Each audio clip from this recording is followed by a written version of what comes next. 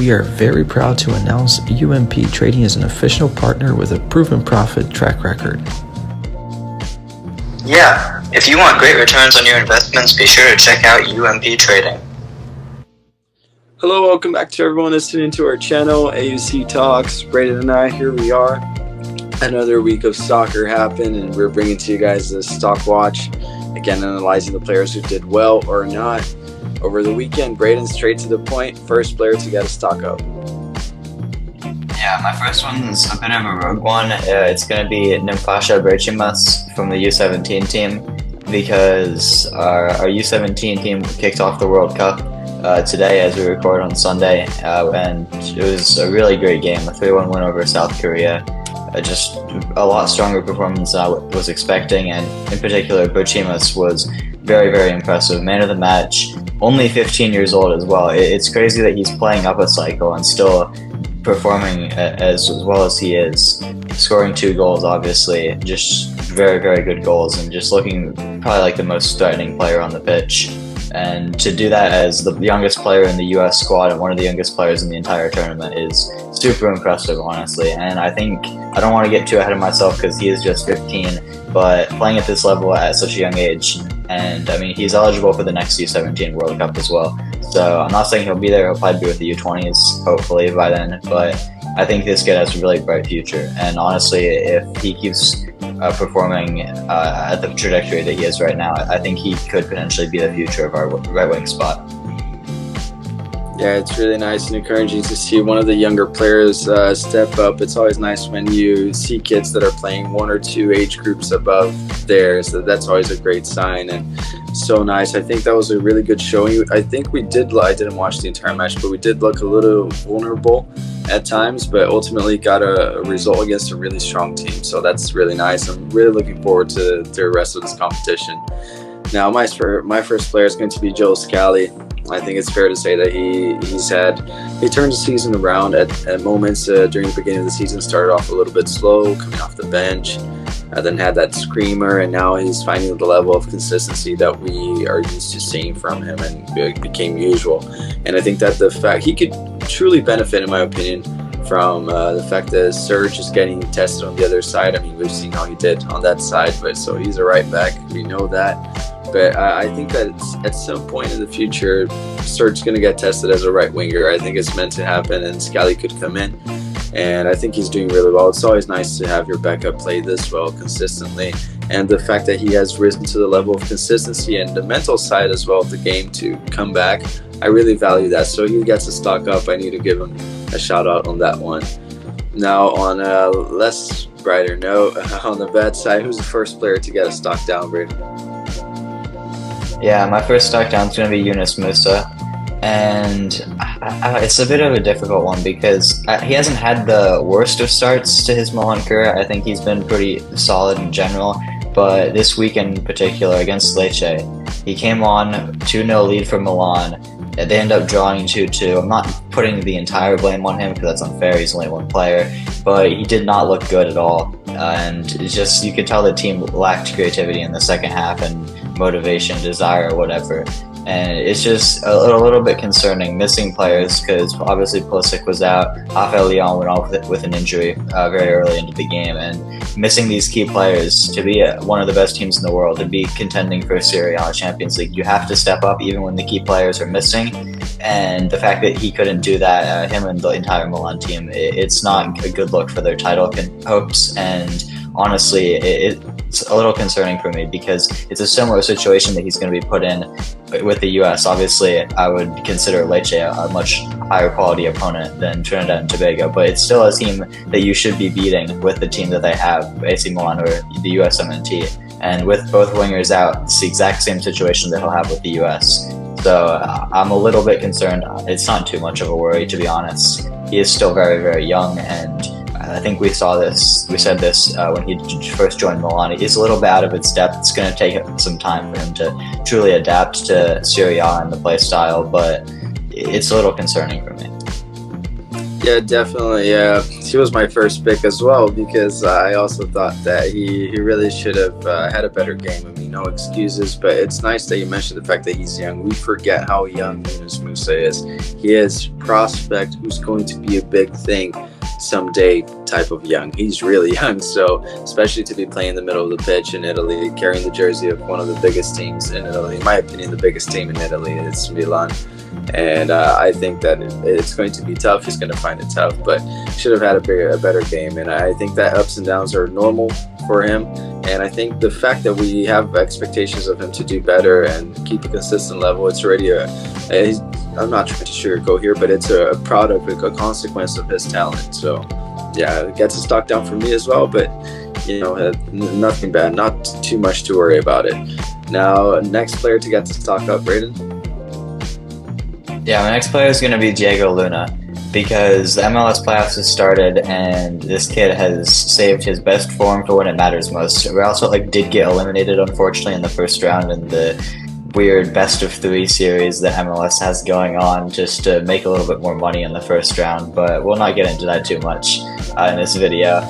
But yeah, he's just shining bright. He scored a couple of goals, I think, in that series, scored the game-winning penalty to force the game 3 and then scored the goal in that game 3, the final game. They ended up losing on penalties. He did miss the penalty in that game, which is not great, but overall in the series he looked very, very good. One of Real Salt Lake's best players, and I think his second half of the season form, particularly after the U20 World Cup happened. Before that he wasn't really getting too much playing time, but after that clearly Real Salt Lake liked what they saw in Argentina,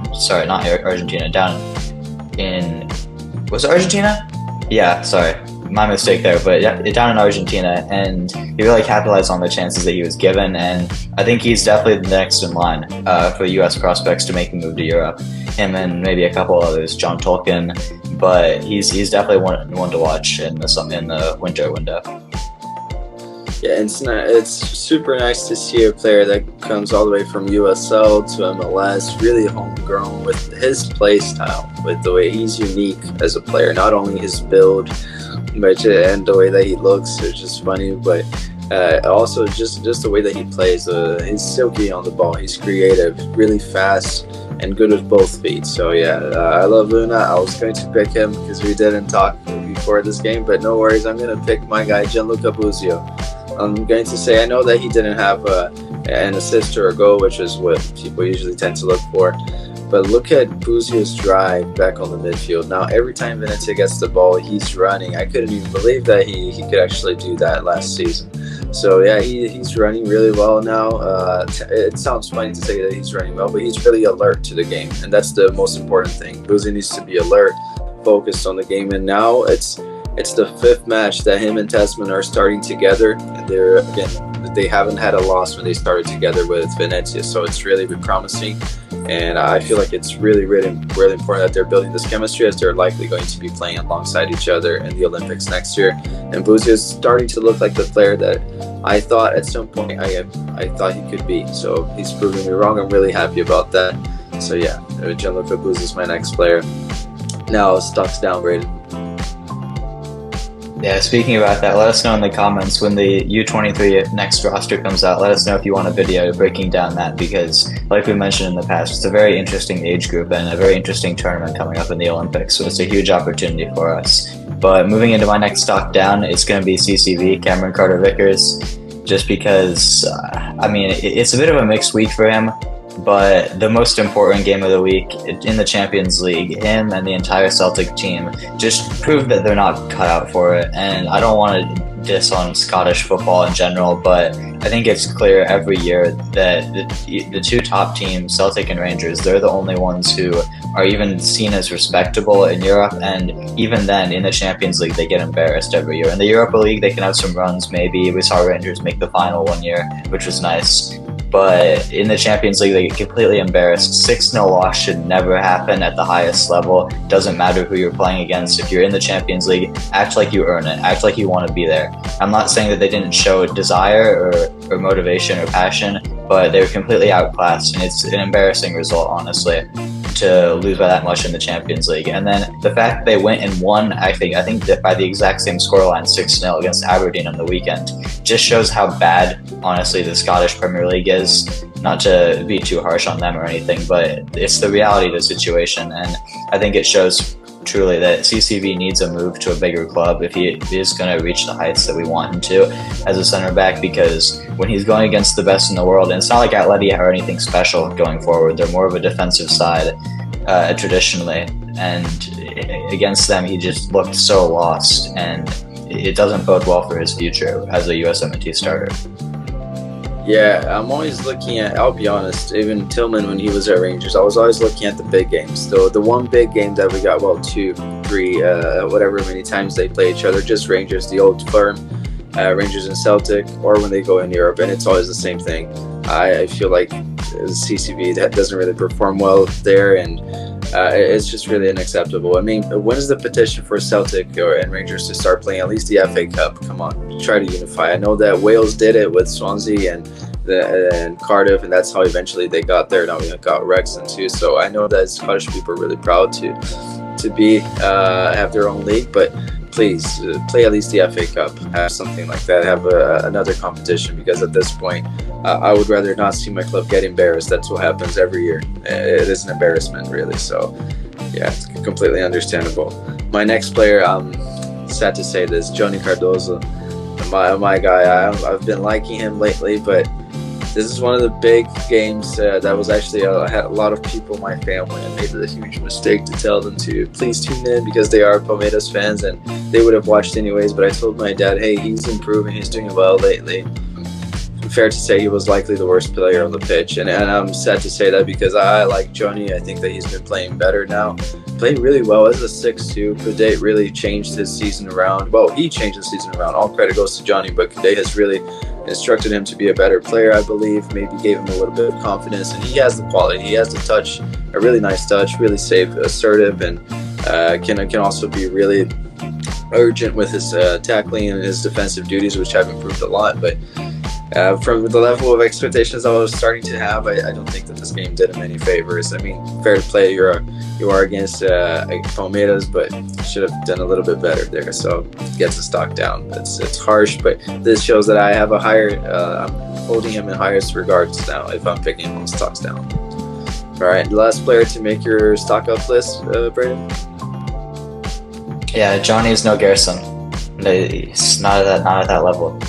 But moving on to my last stock up, I'm gonna pick Serginho Dest. I think it's fair to say one of his biggest critics in the past. If you saw our video reacting to the Germany game, that in particular stood out. I might have been a little too harsh on him, but he really impressed this weekend. It's against low quality opposition again. PEC Zwolle, one of the newly promoted teams, but they're not having too bad of a season. They're, I think, in the top half.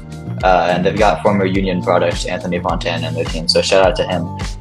But a really good game from Dest, man of the match, and in particular that assist to Malik Tillman just showed his absolute quality. I mean, the technical ability that this guy has as a fullback is honestly world class for his position. It's just a shame that his defensive ability is about the same level as USL Championship. But if he just improved on his defensive side, if he could get to be even Eredivisie standard, I don't even think he's Eredivisie standard for defensive side. If he can get Eredivisie, maybe Europa League standard defensive capabilities, he would be such a good player and definitely one of the best in our team. But I do still worry about his defensive capabilities against the biggest of opposition. But regardless, I have to give credit where it's due, and it was one of the best games I've seen from him in a PSV shirt so far. And that's not to say he's been bad at all. He's been very, very good, I think, for them for the most part since joining. So props to him for getting his career back on track with the loan move, and one of the best games I've seen him play in a long, long time, at least at club level, because we know for country he always shows out. That's fair. I love Serge. I'm not going to pick him because I already really like him, and I felt like PEC Zwolle is horrible. I'll be honest. I feel like they're horrible. I know the numbers are not indicating that, but I remember watching the highlights from a Venezia PEC Zwolle preseason game. It's ridiculous. I mean, so no, PEC Zwolle, I mean, doing that is the bare minimum I expect from him, but good job, like you said. Props for Serge, to turn his career around. It was looking at a really gloom side, but now things are brightening up. So it's really nice to see that. I'm picking a player who didn't step foot on the pitch. I'm picking Pulley, Captain America himself. I feel like his stock goes up if he's not playing and they're performing like they have. I feel like for a lot of people that were saying that, oh, he's just doing it against the small teams. Well, Lecce aren't the biggest team by any means. And then you see the way that Milan's playing, and I don't think that it's fair to say they've been missing him. And I feel like it's nice to finally have an American player that when he's missed through injury or whatever reason, it's at one of the biggest clubs and he is performing, he's having a good season. And the fact that they're having blasted through opposition while he's gone, it's a good sign. It shows that they need him and that his importance in it is he isn't just a side character there. He's an important player, and then everyone misses him. So I'm really happy with that. I like it, and I'll always find a reason to put Pulley in there. Just a shame that he's injured. We're not going to get to see him there in Austin, but hey, really, that's the player that I'm picking. All right, now last player to make the stocks down list. Braden, who is it? Yeah, so my last player, and I'm very disappointed about this one because he's one of my favorite players in the squad. I even got his jersey when I was in England. It's going to be Jedi Robinson because usually he's very, very solid for Fulham. Consistently, he's always been one of the best, not one of the best, but one of the most reliable left backs, I would say, in the Premier League. But over the last couple of games, and in particular this weekend, he just hasn't been up to his form for whatever reason. I don't know what the problem is. I don't know if maybe he's suffering with an injury, lack of confidence. I'm not really too sure. But for whatever the reason is, he just hasn't been up to his best recently. And so much so that fans are even calling for him to be dropped, which is maybe, I think it's a bit of an overreaction, to be honest, for how good he's been for them since signing, just the entire time he's been there, this season, last season, everything. But it does show that it's a bit concerning because we know that English fans are a little too quick to get onto Americans, but I don't think it's that way for Fulham. I think Fulham fans in general have always had a respect for Americans because their club does. We always have Americans at Fulham regardless of the time period, and I think Ream and Robinson have been adopted into their club as one of their own. Two of their own, I guess, but the fact that they want him to be dropped is concerning. Will he be dropped? I don't think so. I hope he's not, but they do have a new left back they brought in, I think from Milan actually, Ballatore, and I think it would be worth it for them to give him a chance, honestly, from a manager's perspective. So if he does end up losing his place, I don't think he will, but it's a possibility now and it wasn't in the past, so he's got to be stocked down. But on the bright side for me, my boy Christopher Lund could be his chance to step up for the left back of the national team. I wouldn't mind that at all. Yeah, I feel like Jedi is, it's fair to say, the most consistent player in our pool, week in, week out at the top level, the highest level in Europe. And it's sad to see, but I don't think that he'll be dropped, but I understand what you say. It's definitely a stock down from a standpoint of the guy that is Mr. Consistent, putting in a bad performance. And I'm picking another Fulham player. I could go for Emmanuel Sabi again for another wasted opportunity, another zero production, but I feel like that'll just be boring. But I also want to sincerely wish him the very best of season. I hope they turn it around. He turns it around at Le Havre. But I have to say Team Ream. I feel like it's. I haven't picked him for any of these stock down videos for the entire season, partly because I really like the guy, but it's fair to say that some people are saying he's a one-season wonder. I think that's really harsh, but the level has definitely dipped from last season. Definitely. Not only speed, I feel like positioning has could also just be the product of speed, product of fatigue. Perhaps he has rushed back from the injury yesterday. He was playing with a cast on even, so I mean, I don't know if that plays a part. I know that he's eager to get as much playing time as possible in this final turn of his career, but maybe just a little bit of downtime would do him well. I don't think that he is having a good season at Fulham, if I have to be honest, which really pains me to say because I like the guy, but if he hadn't had that season last year, I would say bench this guy. But shout out to Ream. I hope that he does turn it around. Now our picks for the week, we're gonna have the international window.